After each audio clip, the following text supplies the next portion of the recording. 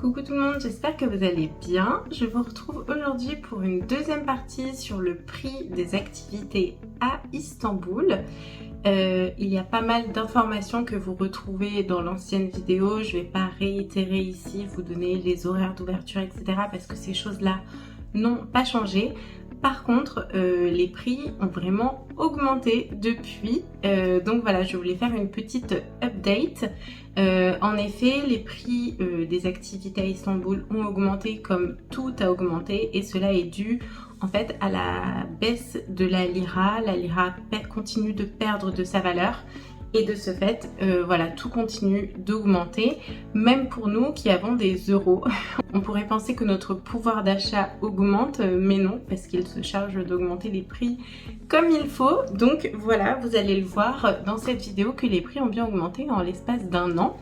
Donc ce qu'il faut savoir déjà, c'est qu'aujourd'hui 1 euro est égal à 35 liras. Lorsque j'avais fait ma vidéo, 1 euro était égal à 27 liras. Donc voilà, c'est parti. Alors, on va commencer par la petite nouvelle du jour. Hagia Sophia, la mosquée la plus populaire d'Istanbul, qui était encore gratuite il y a de cela un an, est aujourd'hui payante. L'entrée est donc de 25 € depuis le 15 janvier 2024.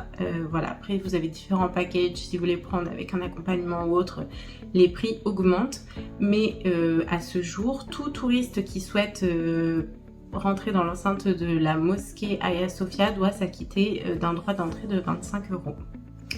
Ensuite, la tour de Galata, alors les liens ont également changé. Je pense qu'il y a pas mal de choses qui ont changé en l'espace d'un an. Donc il y a certains liens que je vous avais mis qui sont aujourd'hui des liens morts. Il n'y a plus de site officiel.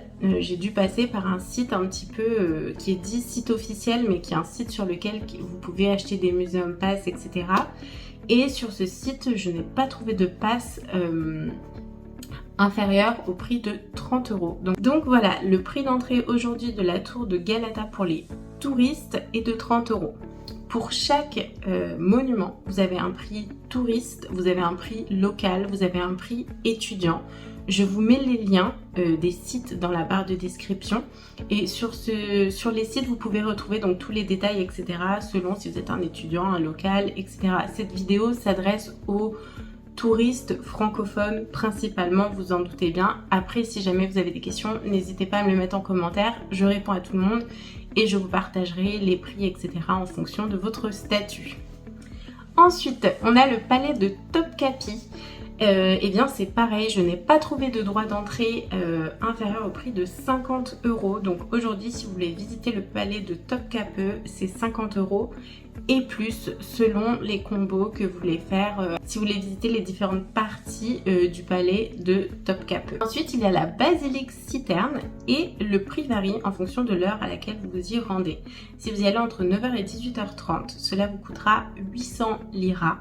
Ce qui fait environ 22 €. Par contre, si vous y rendez entre 19 h 30 et 23 h 50, cela vous coûtera alors 1300 liras, ce qui fait environ 36 €. Je vous mets bien sûr, pareil, tous les liens dans la description. Ensuite, vous avez le Emaar Sky View, donc c'est toujours cette activité au Emaar Square, ce fameux mall où vous pouvez grimper, donc c'est au 48e étage il me semble, et vous avez la vue, etc. en dessous de vous et en plus une vue sur une partie de la ville. Et donc l'entrée aujourd'hui est de 865 liras pour les touristes, ce qui fait environ 24 € par personne. Ensuite, vous avez la tour de Kız Kulesi et les prix ont augmenté.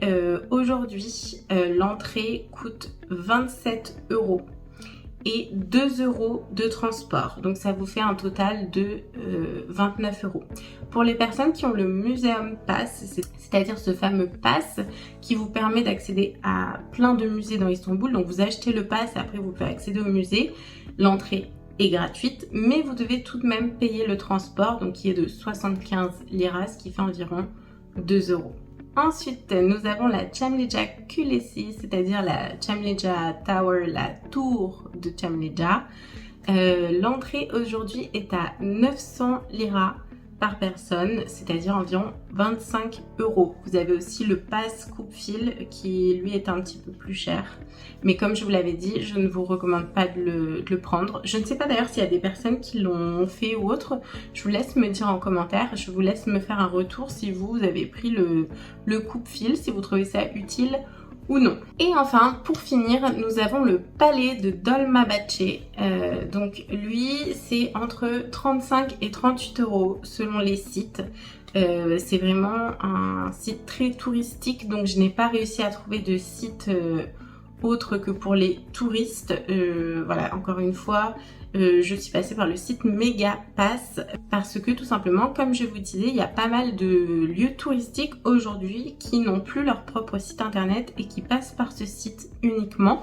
C'est pour ça qu'il y a certains liens que je vous avais mis sur mon ancienne vidéo qui sont aujourd'hui des liens morts. Donc voilà, j'ai actualisé tous les liens dans la description, vous pouvez les retrouver. Je vous donne également pas mal d'informations sur mon ancienne vidéo, donc je vous la mets également en description. Je vous invite à aller la regarder.